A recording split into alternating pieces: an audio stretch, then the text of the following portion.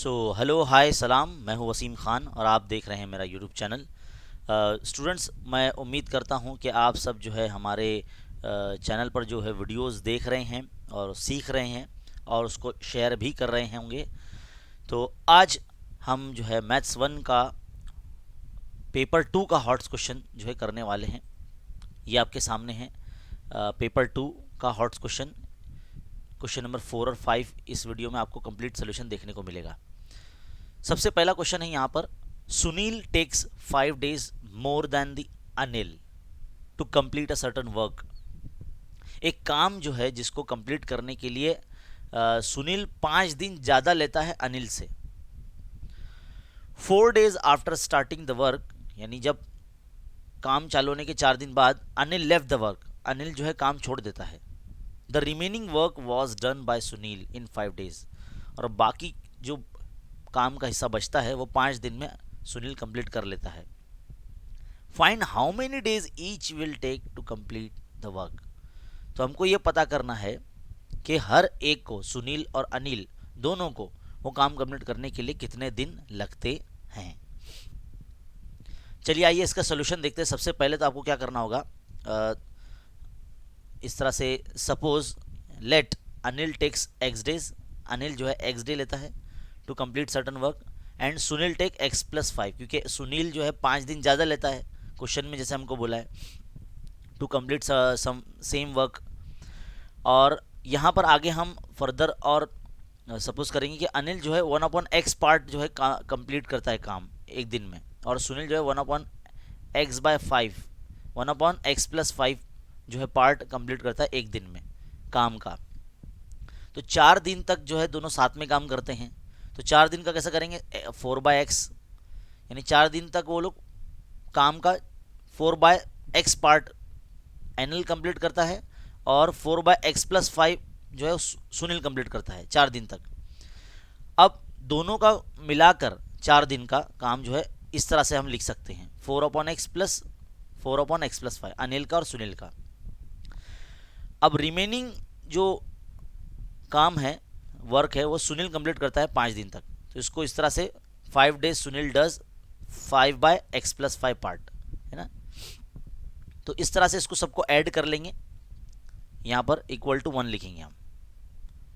तो यहाँ पर जब आप इसको आप देखते हैं, यहाँ पर इसका 4/x तो एज इट इज़ है, यहाँ पर 4/x+5 प्लस 5/x+5 का डिनोमिनेटर यानी नीचे वाला जो नंबर है वो सेम है, तो इसको एक बार लिखेंगे हम, और 4+5 यानी 9 हो जाएगा, इक्वल टू 1, है ना।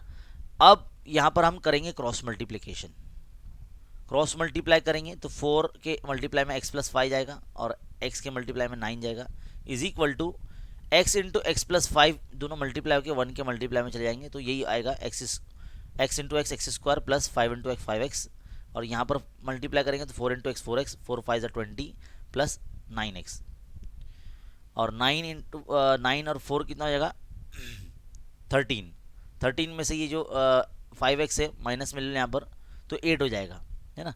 फिर 20 जो है यहाँ पर, मतलब इसको इस तरह से कुछ किया गया है, यहाँ पर सारे नंबर जो यहाँ से राइट साइड में भेज दिए गए हैं, तो यहाँ पर 0 जो है रह जाएगा, तो x² के माइनस में -4x जाता है, -9x जाता है, फिर ये 5x यहीं रहेगा, और 20 भी जो है माइनस में चले जाता है। तो इस तरह से ये स्टेप बनेगा, तब आपको 0 is equal to x² minus 8x मिलेगा, है ना। इतना मिलेगा, -8x मिलेगा, -20। तो इस तरह से आपका इक्वेशन देखो कुछ इस फॉर्म में पुट किया गया है।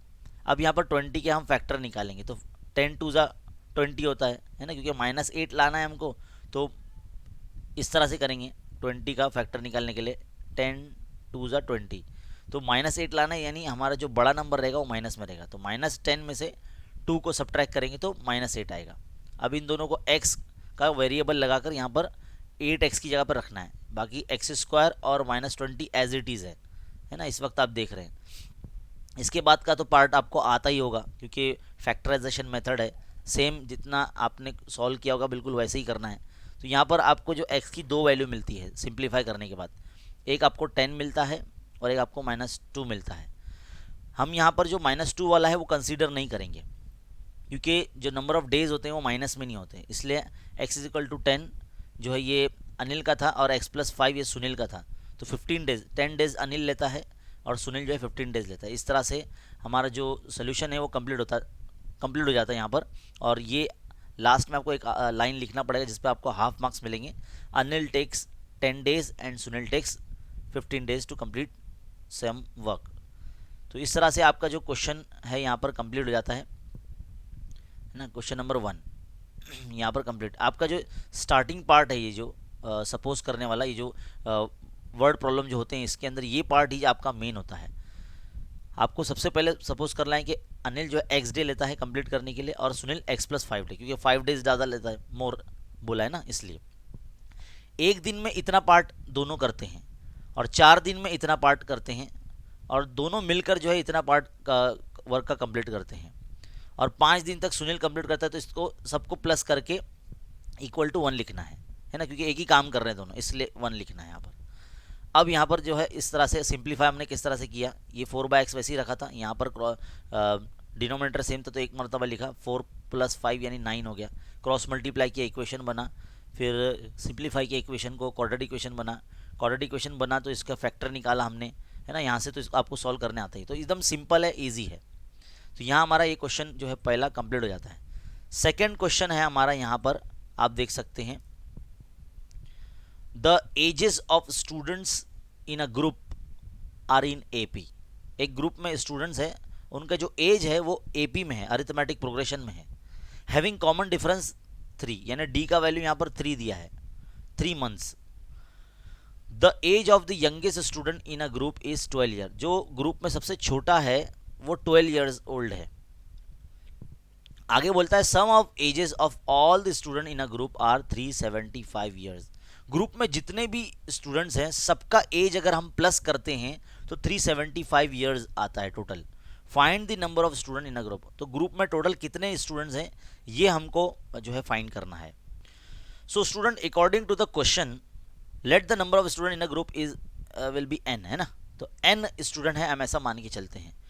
जो सबसे छोटा एज में स्टूडेंट है वो हमारा a हो जाएगा, जिसका वैल्यू 12 है। कॉमन डिफरेंस जो रहेगा वो 3 मंथ का डिफरेंस है सबके एज में, तो d इज इक्वल टू 3, है ना। और जितने भी ग्रुप में स्टूडेंट्स है सबका एज जो है 375 ईयर्स है ना। तो अब हम क्या करेंगे, 3 मंथ है मतलब 3/12, इसको 3/12 इसलिए लिखा है हमने क्योंकि इसको साल में कन्वर्ट किया है, मतलब ईयर में कन्वर्ट किया है। तो 3 1 जा 3, 3 4 जा 12, है ना। तो 1/4 ईयर्स, है ना, डी का वैल्यू ईयर्स में रखेंगे हम। तो एस एन का फॉर्मूला लगाएंगे जब भी कभी हमको सम ऑफ एन या सम ऑफ ऑल नंबर्स हमको मालूम करने हैं और हमको ए और डी दिया है, तो ये जो बड़ा वाला फॉर्मूला है S n is equal to n/2 bracket 2a + n - 1 × d, ये फॉर्मूला लगेगा। एस एन की जगह पे आप 375 पुट कर दीजिए, एन आपको पता नहीं, n/2 एज इट इज़ रहेगा, 2 × 12 + n - 1 × d का वैल्यू 1/4, है ना। As it is 375 × 2, n bracket में 24, देखो 2 12 = 24 + n - 1/4।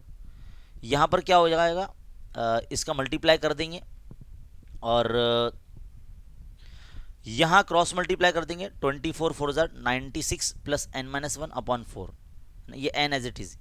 अब यहाँ पर क्या करेंगे, 375 को 2 से मल्टीप्लाई करेंगे तो हमारा क्या हो जाएगा, 750 आ जाएगा। 750 को 4 से फिर जो है डिवाइड में ना 4 यहाँ पर इस तरह से मल्टीप्लाई में चले जाएगा।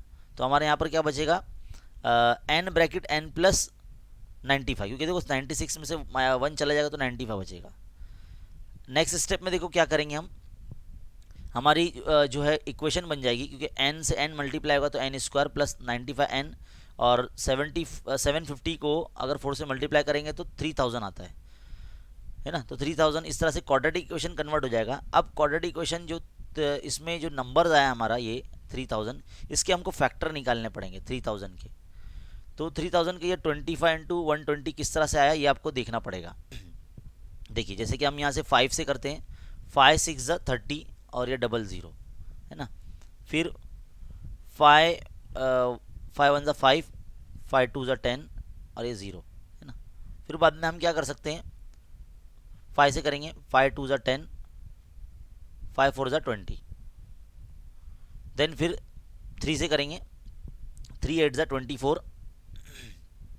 एंड देन 4 से करेंगे, 4 2 ज़ा 8, एंड देन फिर 2 से करेंगे, 2 1 ज़ा 2। तो हमको जो नंबर मिलेगा 5 into 5 into 5 into 3 into 4 into 2, ये जो यहाँ पर जो नंबर आप उसको दिख रहे हैं, इसको हमने मल्टीप्लाई किया है इस तरह से। तो 5 5 ज़ा 25 है ना, 5 3 ज़ा 15, एंड 15 4 ज़ा 60, और 62 ज़ा 120 है ना। तो 25 और 1 यहाँ पर इस्तेमाल किया गया, देखो क्योंकि 120 में से 25 माइनस जाएगा तो 95 बचेगा।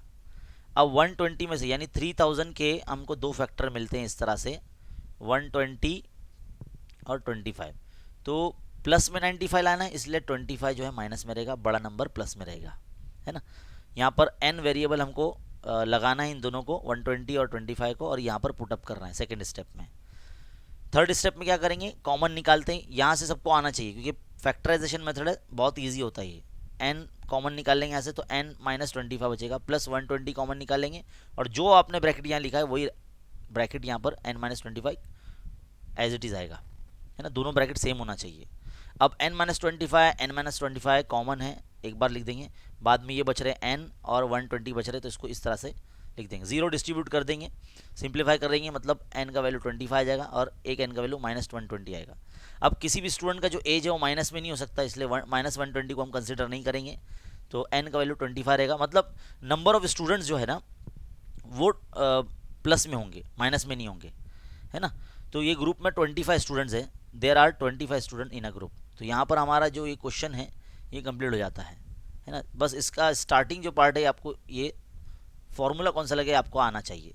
जब भी आपको a यानी फर्स्ट टर्म और d यानी कॉमन डिफरेंस दिया हो और Sn मालूम करने बोला हो, तो आप ये बड़ा वाला जो फॉर्मूला लगा सकते हैं। नेक्स्ट क्वेश्चन की तरफ बढ़ते हैं। नेक्स्ट क्वेश्चन है हमारा question number 3। A train crosses an electric pole in 5 second. एक ट्रेन है जो इलेक्ट्रिक पोल को 5 सेकेंड में क्रॉस कर लेती है, and a railway bridge of 600 metre, जो कि एक रेलवे ब्रिज पर जो है एक 600 मीटर है, उसको 35 सेकेंड में क्रॉस कर लेती है। Find the speed of a train in kilometre per hour and length of the train. Train की लेंथ कितनी है और उसकी स्पीड कितनी है, ये हमको फाइंड करना है। सो माय डियर स्टूडेंट, ये जो क्वेश्चन आप इस वक्त देख रहे हैं ट्रेन वाला, ये जितना डिफिकल्ट लग रहा है उतना डिफिकल्ट है नहीं, है ना। A train crosses an electric pole in 5 second and a railway bridge of 600 metre long in 35 second. तो हमको दो चीज़ दी गई है ना। सबसे पहले हम क्या करेंगे, let the speed of train will be x kilometre per second and length of the train will be y metre, ऐसे हम सपोज कर लेंगे। यूजिंग द फॉर्मूला जो 9th क्लास में हमने पढ़ा है, speed is equal to distance upon time, इसका यूज करेंगे। तो जो समझ लो डिस्टेंस है वो y रहेगा, है ना। Length of the train will be the distance, है ना। और टाइम जो रहेगा 5 सेकेंड है, क्योंकि फर्स्ट कंडीशन के हिसाब से हमको करना है। फर्स्ट कंडीशन क्या है, a train crosses an electric pole in 5 second, है ना। 5 सेकेंड में एक पोल जो है क्रॉस कर रही है ट्रेन, तो x स्पीड है और डिस्टेंस जो है y हम ले लेंगे जो उसकी लेंथ है, और 5 सेकेंड में जा रहे, तो y अपॉन 5। इस फॉर्मूले में अगर इसको हम पुट करते हैं, है ना, ऐसे पुट करेंगे तो हमारा इक्वेशन बनेगा। 5 को x से मल्टीप्लाई कर देंगे, 5x हो जाएगा, और y को इस तरफ लेकर आ जाएंगे लेफ्ट साइड में, तो माइनस y जाएगा इक्वल टू 0। ये हमारा इक्वेशन 1 बन गया। सेकेंड कंडीशन हम पढ़ेंगे कि a railway bridge of 600 metre long, 600 metre का एक लॉन्ग ब्रिज है, उसको क्रॉस करने के लिए ट्रेन को 35 सेकेंड लगते हैं। तो यहाँ पर x is equal to speed है और डिस्टेंस क्या हो जाएगा, ट्रेन का लेंथ यानी y plus 600 metre long bridge, है ना, डिस्टेंस के अंदर ऐड कर देंगे किसको, ट्रेन का लेंथ को, अपॉन टाइम जो है वो 35 सेकेंड है। यहाँ पर भी क्रॉस मल्टीप्लाई कर लीजिए, तो 35x is equal to 600 plus y। फिर आप क्या करेंगे, y को माइनस में ले लेंगे यहाँ पर, तो 35x minus y is equal to 600। ये इक्वेशन नंबर आपका 2 बन गया। दो इक्वेशन आपका बन गया।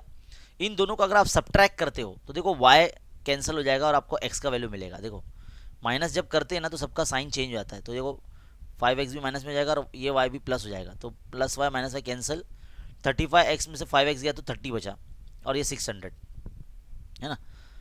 तो 30 से डिवाइड करेंगे तो 20 आ जाएगा, तो x का वैल्यू 20, तो x क्या था हमारा, लेंथ ऑफ द ट्रेन, नहीं हमारा था स्पीड ऑफ द ट्रेन था, क्या था, late the speed of train will be x, है ना।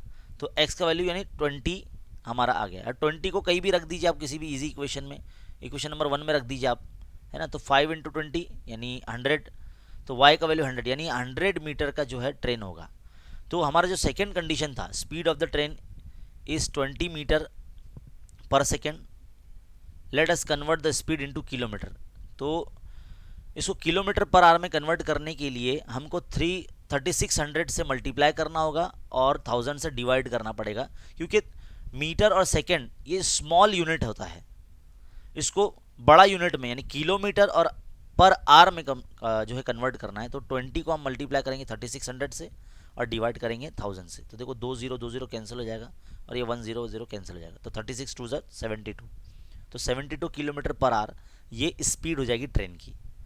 तो speed of the train 72 kilometre per hour और लेंथ जो होगा 100 मीटर का होगा ट्रेन का, यानी y का वैल्यू जो हमारा 100 है ये लेंथ ऑफ द ट्रेन है। ये लास्ट में आपको हाफ मार्क्स मिलेंगे इस लाइन को लिखने पर। अगर आप ये जो लाइन लिखना भूल जाते तो आपको आपके हाफ मार्क्स कैंसिल हो सकते हैं, तो ये आपको ध्यान में रखना होगा। देखिए 3 क्वेश्चन हमारे यहाँ पर कंप्लीट हो चुके हैं। आगे बढ़ते हैं हमारे क्वेश्चन नंबर 5 की तरफ। क्वेश्चन नंबर 5 देखिए क्या है, हमको बोला है draw the graph of x plus Y is equal to 6। 3 marks का क्वेश्चन है, दोनों में से कोई एक करना होता है लेकिन हम दोनों कराएंगे आपको। ये इक्वेशन है और इसका ग्राफ आपको बनाना है, और ये जो लाइन है जो x axis and y axis को इंटरसेक्ट करता है पॉइंट A और B पे। Find the length of segment A B, और जो ए बी बनेगा उसका लेंथ आपको पहले फाइंड करना है। Find the area of A O B, और फिर एक ट्राइंगल भी उसमें बनेगा उसका एरिया भी फाइंड करना है।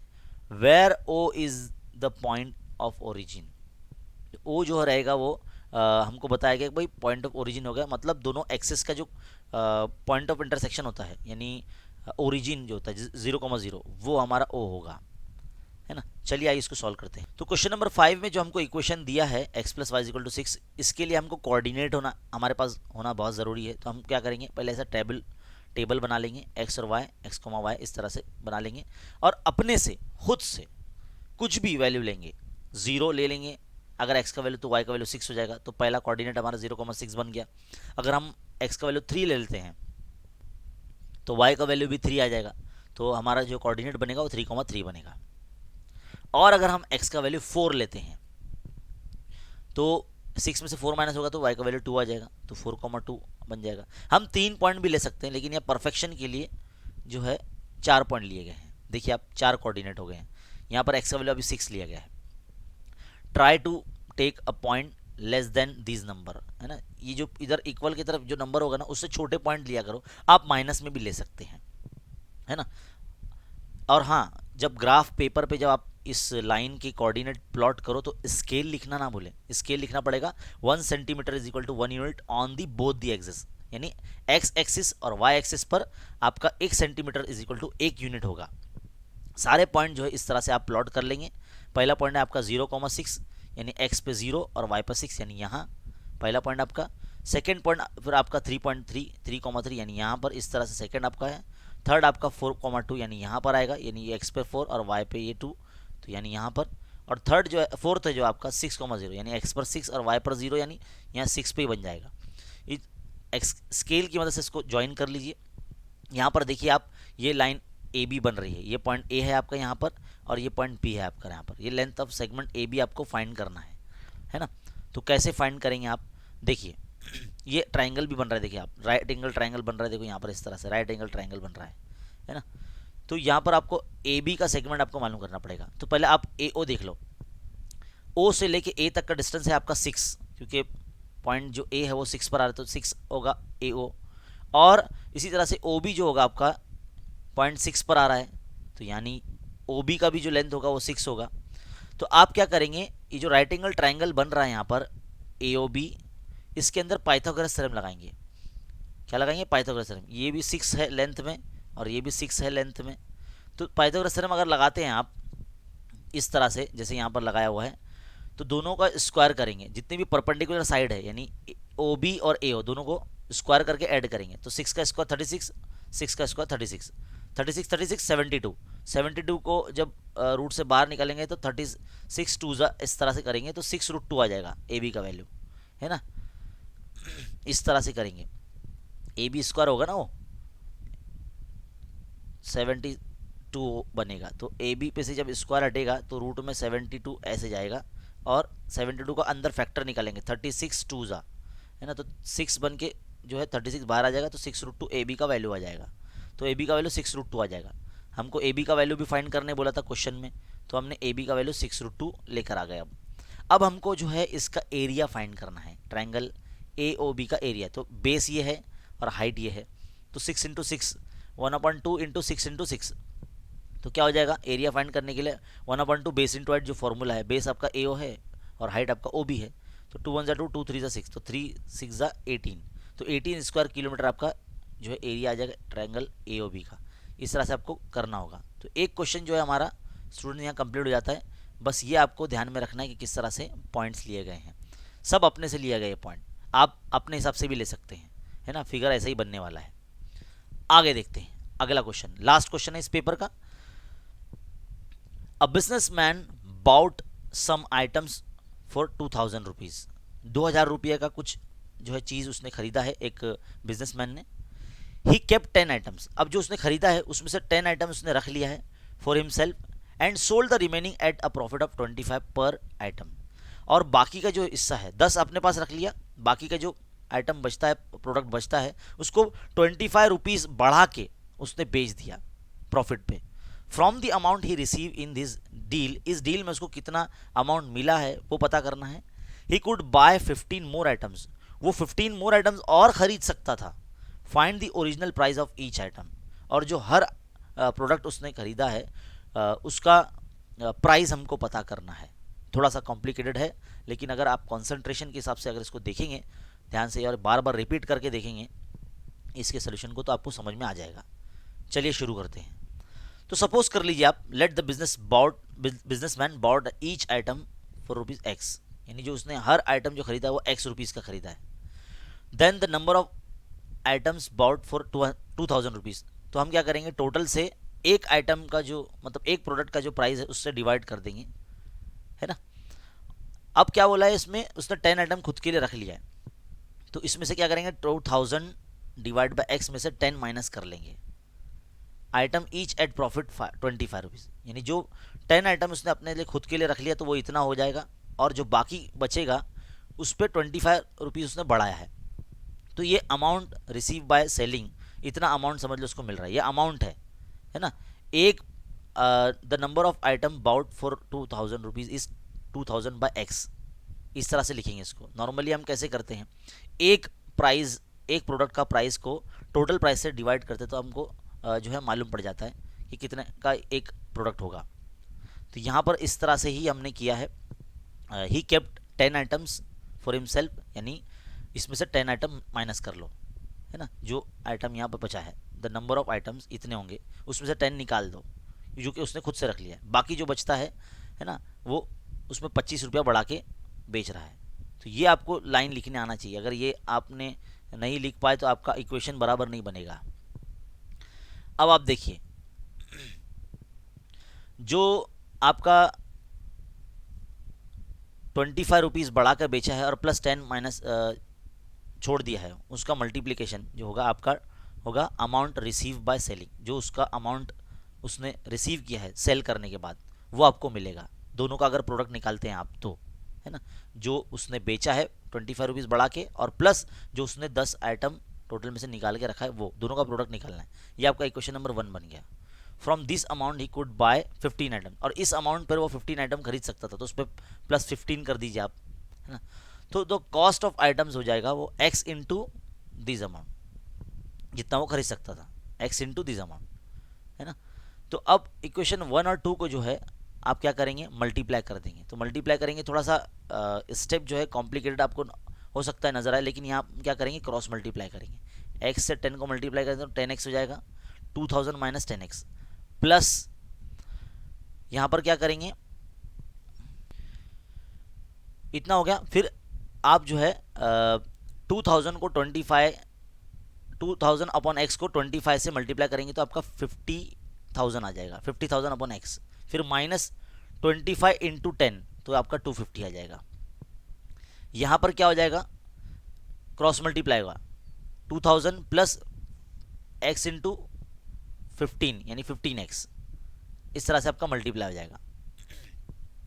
नेक्स्ट अब आप क्या करेंगे, ये जो सारे नंबर्स हैं देखो यहाँ पर 2000 कैंसिल हो जाएगा आपका, तो क्या बच रहा है आपका minus 10x plus 50,000 upon x minus 250, ये 15x माइनस में यहाँ पर आ जाएगा लेफ्ट साइड में। अब आप क्या करेंगे, 15x और 10x 25x हो जाएगा माइनस 25x, बाकी ये स्टेप एज इट इज यहाँ पर है ना।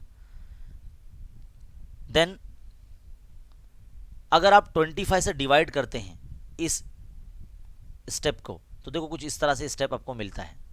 25 यहाँ से जो है मल्टीप्लाई करेंगे तो यहाँ से गायब हो जाएगा, और 25 से मतलब डिवाइड कर रहे हैं आप तो देखो यहाँ पर 10 आ जाएगा है ना, तो 25 1 25 और ये 0 तो माइनस 10 है ना। तो यहाँ पर वापस से देखो 50,000 जो है 2000 में कन्वर्ट हो जाएगा, क्योंकि 25 से हम डिवाइड कर रहे हैं यहाँ पर है ना। तो ये आपको लिख कर देखते रहना पड़ेगा। अब यहाँ पर x से x मल्टीप्लाई करेंगे तो x स्क्वायर हो जाएगा minus x square plus 2000 minus 10x, क्योंकि x से मल्टीप्लाई कर रहे हैं आप इस स्टेप में, क्योंकि यहाँ से आपको डिनोमिनेटर में से x हटाना है। तो डिनोमिनेटर में से x हटाने के लिए आपको पूरी इक्वेशन को x से मल्टीप्लाई करना पड़ेगा, तो आपकी इक्वेशन कुछ इस तरह से बनेगी। अब यहाँ पर देख सकते हैं आप एक क्वाड्रेटिक इक्वेशन बन चुकी है, एक्स स्क्वायर है ना मल्टीप्लाई बाय -1 से मल्टीप्लाई किया गया तो ये एक्स स्क्वायर माइनस में था तो प्लस में हो गया है ना, जो माइनस में था वो प्लस में हो गया है ना, और 2000 माइनस में हो जाएगा। देखो तो 2000 के आप फैक्टर निकालेंगे, 2000 के फैक्टर निकालेंगे ताकि आपको 10 मिले। तो नॉर्मली हम 5 4 20 करते हैं, अब 2000 लाना है तो 50 इंटू 40 कर देंगे है ना, दोनों में 10 का गैप होता है तो छोटा नंबर माइनस में रहेगा, इस तरह से 40 माइनस में रहेगा, तो यहाँ पर लगा दीजिए इस तरह से है ना। इसके बाद तो आपको फैक्टराइजेशन मेथड तो आता ही है। सिंप्लीफाई करेंगे, एक्स का वैल्यू निकालेंगे, एक आपको प्लस में मिलेगा वैल्यू -50 और एक जो है 40 प्लस में मिलेगा। अब किसी भी प्रोडक्ट का जो प्राइस होता है वो नेगेटिव में नहीं होता है ना, तो ये -50 अनएक्सेप्टेबल, तो एक्स का जो वैल्यू होगा वो 40 होगा, यानी जो ओरिजिनल प्राइस होगा ईच आइटम का वो 40 रुपीज़ होगा, और यही हमको मालूम करना था। मेन ये जो स्टार्टिंग वाला जो आपका लाइन है वर्ड प्रॉब्लम का, ये आपको समझना बहुत ज़रूरी है ना। ये लाइन अगर आप समझ गए, इसको आपको लिखना आ गया तो आप आगे का जो है स्टेप फॉलो कर सकते हैं, सॉल्व कर सकते हैं। तो यहाँ पर माय डियर स्टूडेंट हमारे जो क्वेश्चंस हैं कंप्लीट हो जाते हैं, यानी सेकंड पेपर का हमारा जो हॉट्स क्वेश्चन है वो कंप्लीट हो जाता है। मैं उम्मीद करता हूँ कि आपको ये जो है समझ में आया होगा कुछ हद तक।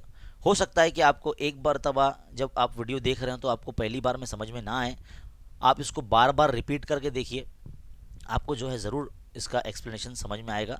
और जब स्टेप आप लिखेंगे, क्योंकि मैथमेटिक्स जो होता है जब तक आप इसको खुद से लिख कर नहीं देखेंगे, सॉल्व नहीं करेंगे, तब तक आप इसको सॉल्व मतलब इसमें एक्सपर्ट नहीं हो पाएंगे आप। तो फिलहाल यहाँ हमारे क्वेश्चंस कंप्लीट होते हैं। इसी तरह के आप जो है वीडियोस देखने के लिए हमारे चैनल को सब्सक्राइब कीजिए, बेल आइकन को दबाइए, ऑल नोटिफिकेशन पे क्लिक कीजिए। अगर आप हमारे ग्रुप से अब तक नहीं जुड़े हैं टेलीग्राम ग्रुप से, तो हमारा जो टेलीग्राम ग्रुप का यहाँ पर लिंक दिया हुआ है, इस पर क्लिक करके आप टेलीग्राम ग्रुप को ज्वाइन कर लीजिए, वहाँ पर आपको सारे अपडेट्स मिलते रहेंगे। फिलहाल इस वीडियो में इतना ही, बने रहे चैनल के साथ, मिलते हैं अगले वीडियो में। Thank you.